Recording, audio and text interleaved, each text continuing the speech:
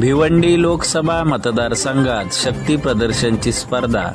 जिजाऊच्या शक्ती प्रदर्शन नंतर महाविकास आघाडीचे जोरदार शक्ती प्रदर्शन।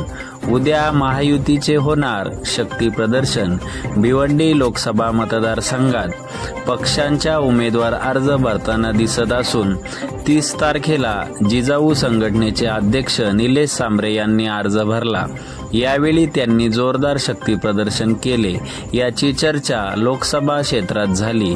आज 2 तारखेला महाविकास आघाडीचे उमेदवार बाळ्यामामा म्हात्रे यांनी अर्ज दाखल केला। यावेळी मोठ्या प्रमाणात शक्ती प्रदर्शन दाखवण्यात आले। तर उद्या 3 तारखेला महायुतीचे उमेदवार कपिल पाटील अर्ज दाखल करणार आहेत। ते किती प्रमाणात शक्ती प्रदर्शन करतात याकडे सर्वांचे लक्ष लागले आहे। जिजाऊ संघटनेचे अध्यक्ष निलेश सांबरे यांनी मोठे शक्ती प्रदर्शन करून भिवंडी येथे आपला उमेदवारी अर्ज दाखल केला। यावेळी जिजाऊचे पदाधिकारी व कार्यकर्ते मोठ्या संख्येने उपस्थित होते। महाविकास आघाडीचे उमेदवार बाळ्यामामा म्हात्रे यांनी उमेदवारी अर्ज दाखल केला आहे।